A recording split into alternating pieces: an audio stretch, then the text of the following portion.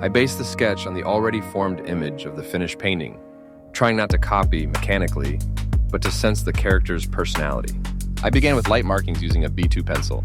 First, I outlined the general shape of the head and neckline, indicating the position of the shoulders so that the figure wouldn't hang in space. Next, I drew the vertical axis of the face and horizontal lines for the eyes, nose, and mouth. This helped maintain proportions and symmetry. I paid special attention to the eyes and gaze as they set the mood of the portrait.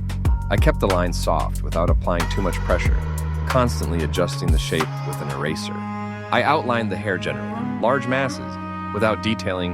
It was important to capture the direction and dynamics. I outlined the clothing and scarf with simple folds so that they wouldn't clash with the face later. At this stage, I deliberately avoided small details, leaving space for the lively paintwork. After completing the sketch, I moved on to painting with acrylics.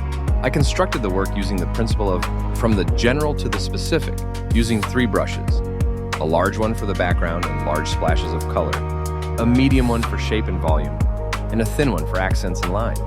I worked on the background first. I chose a rich pink-crimson color to create an emotional contrast with the skin and cool tones of the clothing.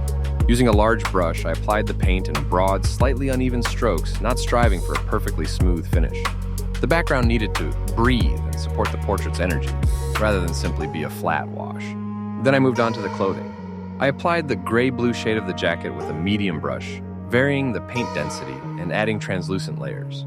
I didn't draw the folds precisely, but only hinted at them, so that the clothing didn't draw attention away from the face. I made the scarf a deep green that balances the warm tones of the hair in the background, creating a color anchor at the bottom of the composition. The hair became one of the key elements of the look. I used rich orange-red tones, working primarily with a medium-sized brush.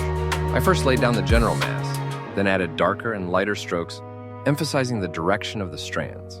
Black graphic lines over the color intensified the dynamism and added expression, almost a comic book sharpness. I approached the face carefully. I applied the flesh tones in thin layers, trying to maintain the purity of the color. I highlighted the eyes with purple and dark accents, making them the main focus of the painting. I emphasized the lips with a rich red, without overloading them with detail, but maintaining their expressiveness. Finally, with a fine brush, I added the lines of the lashes, eyebrows, contours of the nose and lips, as well as individual strokes in the hair and clothing.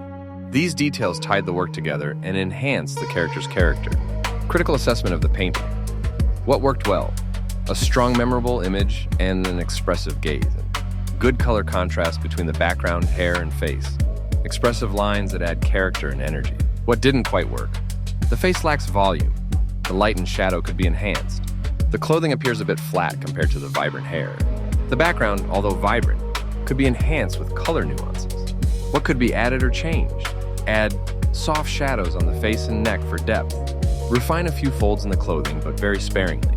Try introducing subtle color transitions in the background. Style and audience. The painting leans toward an expressive portrait with elements of illustration, comic art, and contemporary naive art. It might appeal to people who value emotion, color, and character, as well as those who appreciate a distinctive, slightly daring, and non-academic style.